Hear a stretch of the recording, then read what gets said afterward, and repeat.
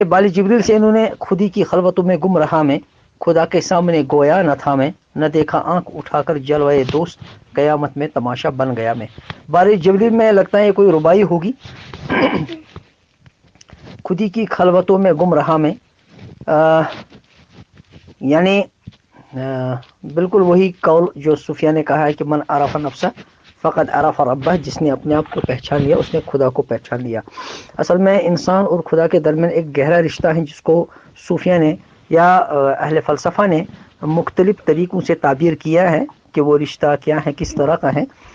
तो अलबत्ता ये हकीकत है कि इंसान जब अपने आप को पहचान लेता है, जब वो अपने मकाम को पहचान लेता है, तो ये चीज़ उसको खुदा के करीब कर देती है।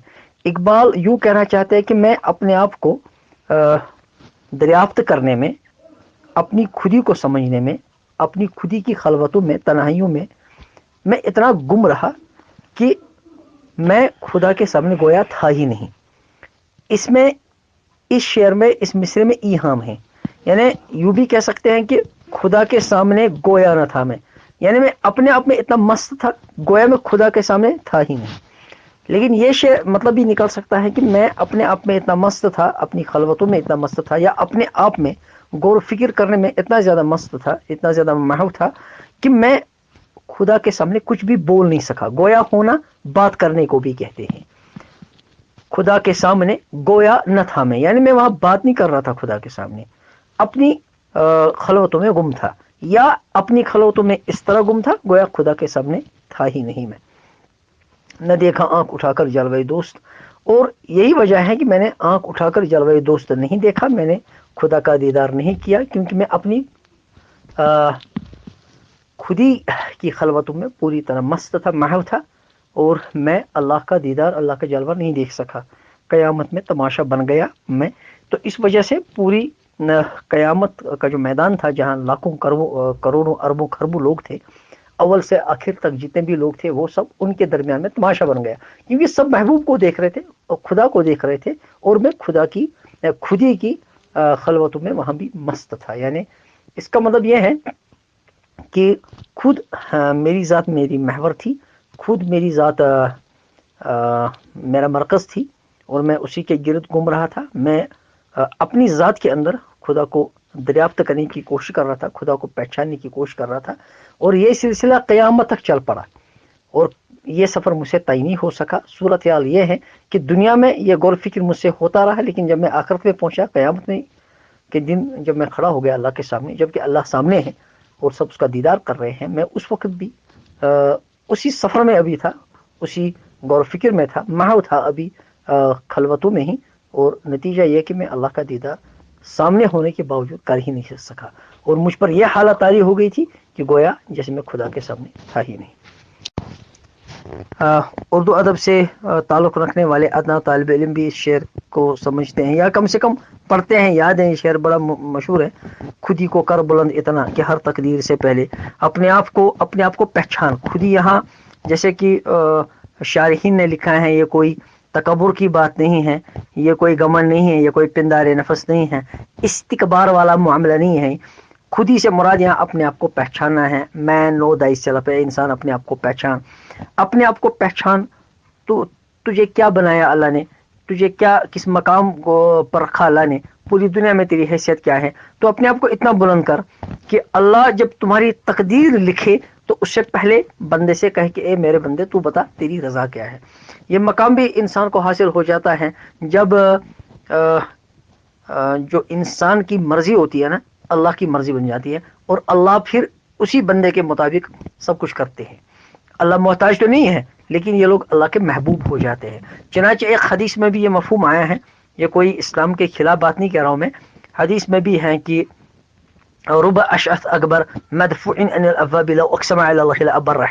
सही हदीस है, मुस्लिम के अंदर मौजूद है कि अल्लाह के ऐसे बंदे होते हैं जो परागंदे बालों वाले होते हैं, परागंदा दाढ़ी है उनकी, फटे पुराने कपड़े हैं, दुत्कारे हुए हैं दरवाज़ों से, माशरे में उनकी कोई वैल्यू नहीं होती है, मगर अल्लाह के नज़दीक उनकी इतनी वैल्यू है कि अगर वो अल्लाह पर कोई कसम खाना चाहेंगे तो अल्लाह उस कसम को पूरी ज़रूर कर देते हैं। अगर वो कोई बात कहेंगे और इस पर कसम खाएंगे तो अल्लाह उस बात को ज़रूर पूरी कर देते हैं।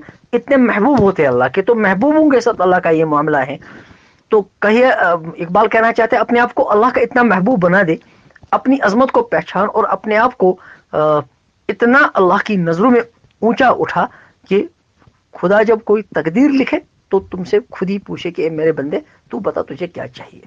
تو یہ مقام عرفان ہے، مقام معرفت ہے، مقام ولایت ہے، مقام عبدیت ہے.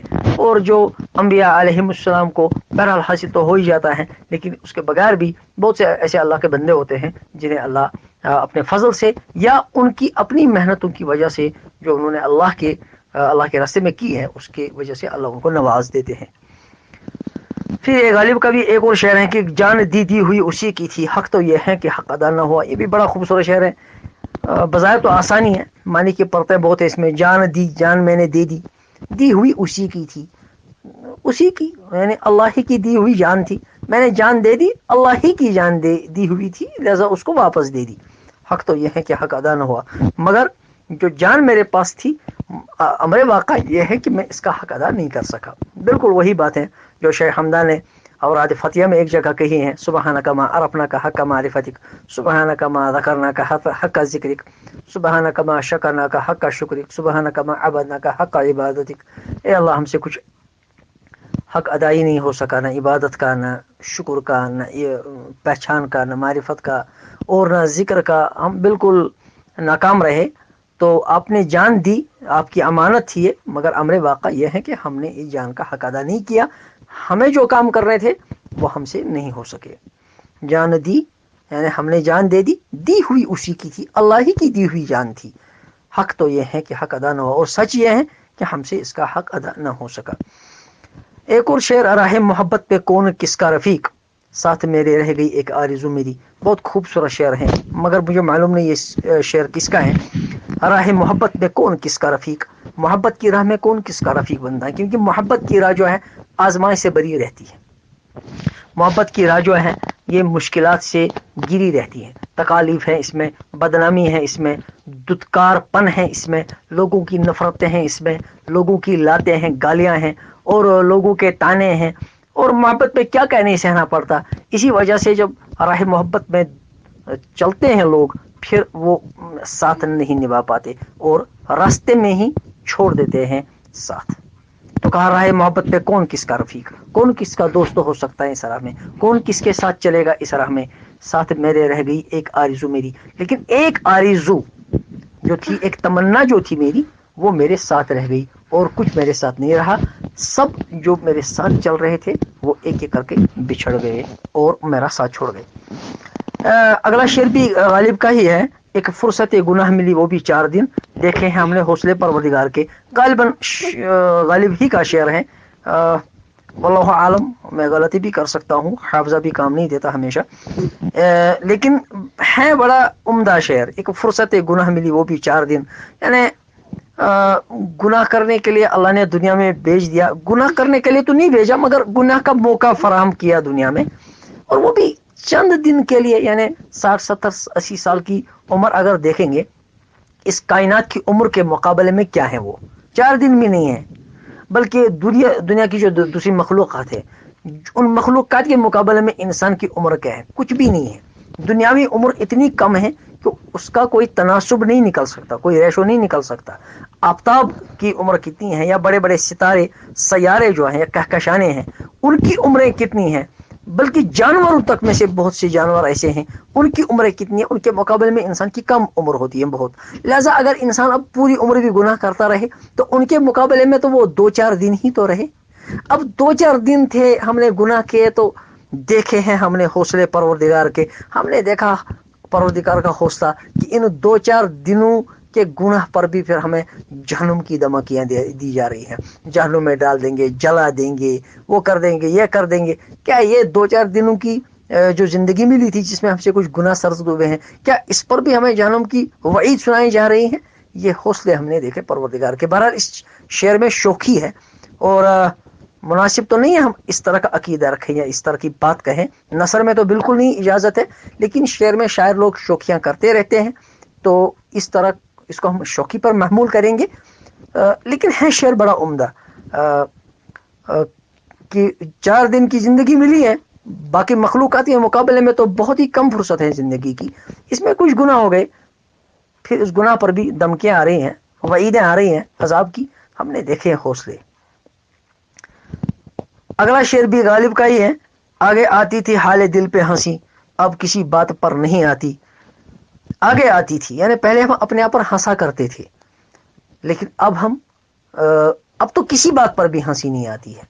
یعنی اس کے بھی کئی مفہوم ہو سکتے ہیں، جس طرح آپ اس شعر کو سمجھیں لکھیں، کیونکہ شعر آسان بھی ہے اور مشکل بھی ہے.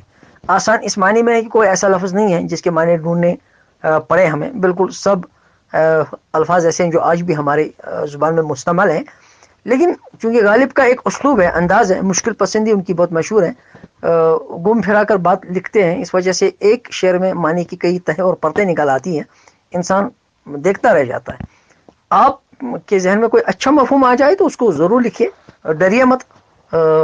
آپ کا سمجھنا بھی ایک بات ہے، ایک معنی رکھتا ہے.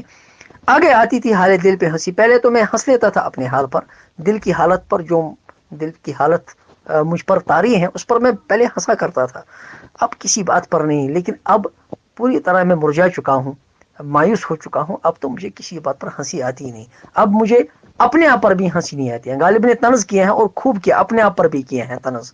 غالب نے طنز کرنے میں مشہور تھے اور اپنے آپ کو بھی نہیں چھوڑا طنز سے. لیکن اب صورت حال ہے کہ اب میں اپنے آپ پر بھی ہنستا نہیں، کسی بات پر بھی میں اب ہنستا نہیں ہے. ہنسی پوری طرح چھوٹ گئی ہے اور پوری طرح غم میں ڈوب چکا ہوں. اگلا شعر میر کا ہے. ہستی اپنی حباب کیسی ہے، یہ نمائش سراب کیسی ہے. مشہور غزل ہے. زندگی اپنی حباب کیسی ہے، بلبلا، پانی کا جو بلبلا ہوتا ہے اس کی بہت کم عمر ہوتی ہے. پانی میں جب پانی اوپر سے گرتا ہے تو پھر پانی میں تھوڑی دیر کے لیے وہ بلبلے پیدا ہو جاتے ہیں، لیکن ان کی عمر بہت کم ہوتی ہے. ان کو حباب بھی کہتے ہیں، بلبل بھی کہتے ہیں. تو جو ہی وہ پیدا ہوئے اس کے بعد وہ پھٹ جاتے ہیں، ان کے اندر جو ہوا ہوتی ہے وہ باہر نکل آتی ہے. تو اپنی ہستی کو، زندگی کو حباب کے ساتھ تشبیہ دی ہے. بالکل ہماری ہستی ویسی ہے. جس چیز کو آپ 60 70 80 90 سال کی عمر کہتے ہیں، یہ بالکل حباب کی عمر ہے، یہ بہت کم عمر ہے. وہی جو غالب نے کہا تھا اوپر، غالباً ایک فرصت گناہ ملی، وہ بھی 4 دن. 4 دن کی زندگی ہے، بہت کم زندگی ہے. لگتا ہے 60 70 80 سال کی زندگی ہے، لیکن دیکھا جائے تو بہت ہی کم زندگی ہے اور حباب ہی ہیں. وہ جو ذوق نے بھی بہت عمدہ شعر اس سلسلے میں کہا ہے. ہو عمر خضر بھی تو کہیں گے بوقت برگ، ہم کیا رہے دنیا میں، یہاں ادھر آئے ادھر چلے. یعنی دنیا میں اگر خضر علیہ السلام کی بھی عمر ملے کسی کو، جیسا کہ کہا جاتا ہے کہ وہ زندہ رہیں گے قیامت تک، یہ بھی کچھ لوگوں کا خیال ہے، کچھ لوگ ان کی موت کے بھی قائل ہیں. وہ الگ ایک بحث ہے، علمی بحث ہے، اس طرف نہیں جائیں گے. اب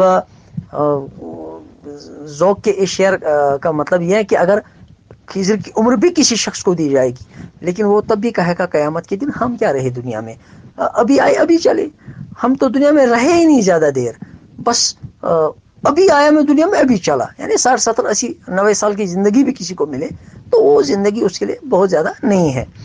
اب ہستی جو ہے حباب کی سی ہے، بالکل حباب، چند سیکنڈوں کی زندگی ہے اگر کائنات کے مقابلے اس کو دیکھا جائے. یہ نمائش سراب کی سی ہے، اور یہ نمائش جو ہے، یہ جو دکھنے والی چیز ہے، ایگزیبٹ ہو رہی ہے ہمارے سامنے، یہ تو بالکل ایک ایلیوژن ہے، سراب ہے. جیسے آپ کسی ریگستان میں جاتے ہیں، ریگستان پر دھوپ جب پڑتی ہے، سورج کی کرنیں پڑتی ہیں، تو دور سے آپ کو نظر آتا ہے کہ جیسے پانی ہے، پانی کا سمندر ہے، پانی کی لہریں ہیں، بالکل محسوس ہوتا ہے پانی کی لہریں. انسان سچ مچ اس کو پانی سمجھتا ہے، پھر گھوڑا یا اونٹ دوڑاتا ہے اس کی طرف، لیکن وہاں جب پہنچتا ہے تو دیکھتا ہے کہ وہ ریت ہی ریت ہے، کوئی پانی نہیں ہے. وہ دراصل سورج کی ترچھی کرنوں کی وجہ سے ایک سراب کی سی صورت پیدا ہو گئی تھی، ایک ایلیوژن پیدا ہو گیا تھا. وہ پانی تو نہیں تھا لیکن اس کو پانی سمجھ بیٹھے تھے ہم. بس یہ زندگی بھی ایسی ہے جس کو ہم زندگی سمجھتے ہیں. ہم سمجھتے ہیں ہم یہ کام کریں گے، وہ کام کریں گے، بنگلے بنائیں گے، گاڑیاں خریدیں گے، بڑی بڑی صنعتیں قائم کریں گے. لیکن چند سال کی زندگی، اس کے بعد انسان جب بڑھاپے کی حالت کو پہنچتا ہے، موت نظر آنے لگتی ہے، تب اس کو لگتا ہے کہ میں نے جو کچھ کیا وہ کچھ بھی نہیں تھا، ایک سراب تھا، وہ کچھ نہیں تھا.